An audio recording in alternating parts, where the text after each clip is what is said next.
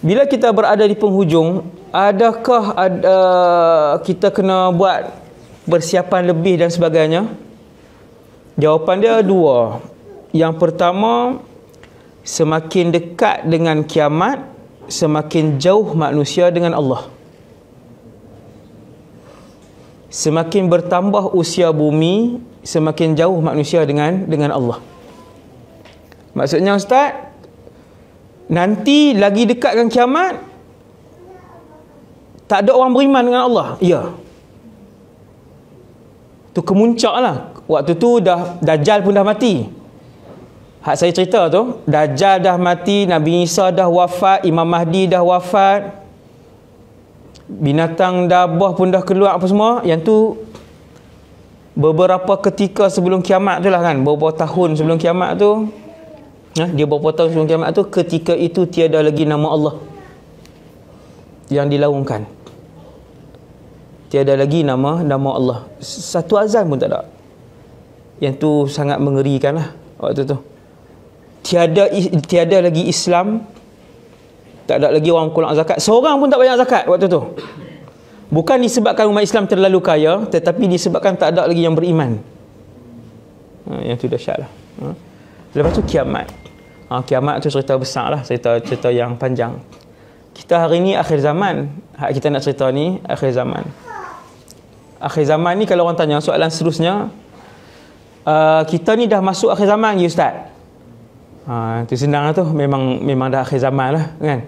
Kita ni sejak Nabi dilahirkan, itulah akhir zaman. Dalam ceramah saya, siapa yang pernah dengar ceramah saya akhir zaman, dia jemulah dengar pagi ni. Sebab saya ulang benda yang sama, nak cerita apa lagi kan. Yang selalu yang dengar di sini, umat akhir zaman ni ada dua benda paling malang yang akan mereka hadapi. Dua benda yang paling malang yang akan dihadapi oleh umat akhir zaman. Tahap malang tu tidak pernah dihadapi oleh umat-umat sebelum ni. Sangat malang. Dua benda. Dan saya nak bawa juga pagi ni dua berita baik untuk umat Nabi Muhammad sallallahu alaihi wasallam akhir zaman. Dia ada dua berita malang yang sangat buruk yang tak pernah ditimpa kepada mana umat sebelum ni, dan ada dua berita baik yang juga tidak diperolehi oleh umat-umat yang lain. Ini banyaklah, antaranya Isra Mi'raj pula dah. Lailatul Qadar kan, Lailatul Qadar. Tapi yang tu bukan dia, bukan dua yang saya nak sebut tadi ni. Okey, tuan-tuan nak dengar yang mana tu? Hak dua yang baik dulu ke dua yang buruk dulu? Orang manusia dulu nak dengar yang mana dulu manusia? Yang baik dulu. Takut dengar yang buruk, lepas tu meninggal dulu. Tak sempat.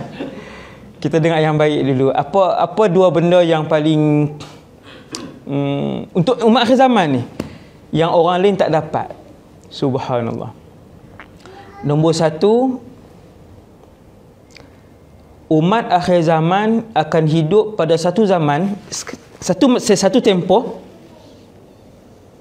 Mereka akan hidup pada satu tempoh di mana keseluruhan keberkatan alam akan diturunkan pada tempoh itu.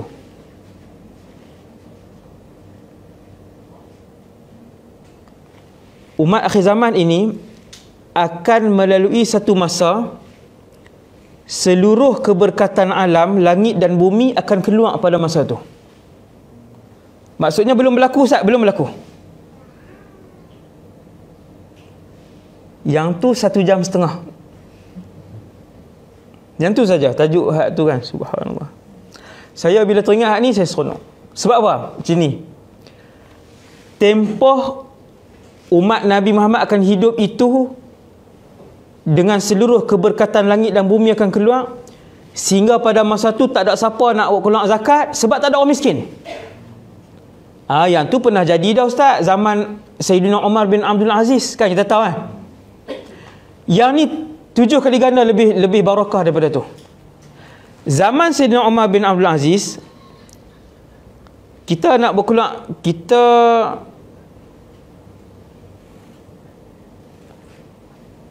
zaman Sayyidina Umar bin Abdul Aziz, kita boleh kembalikan duit zakat ke Baitul Mal sekiranya tak jumpa orang miskin untuk diberikan.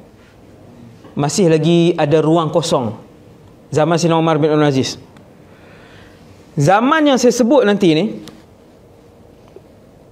zaman yang paling barakah semenjak Allah menciptakan alam. Kalau tuan-tuan ambil wang daripada Baitul Mal waktu tu yang melimpah ruah, kemudian tuan-tuan nak pergi cari orang susah nak bagi, tiba-tiba tak ada orang yang mau terima. Zaman itu bukan tuan-tuan tak jumpa orang susah, tak ada siapa mau terima.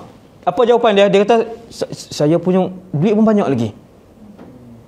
Semua orang dia waktu tu cleaner kaya, makcik kantin kaya, yang jual kopok losong kaya, yang bawa bot kaya, yang nasi dagang kaya. Subhanallah.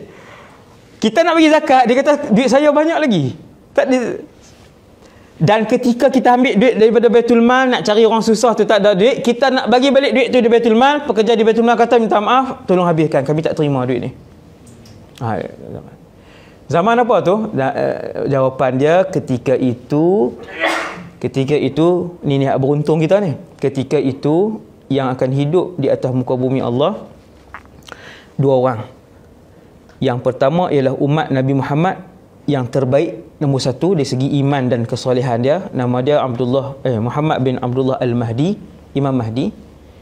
Mahdi manusia. Nombor dua ialah kita akan hidup, ini keuntungan yang tak boleh ditandingi oleh Nabi, oleh umat lain. Kita akan hidup bersama dengan seorang Rasul Ulul Azmi.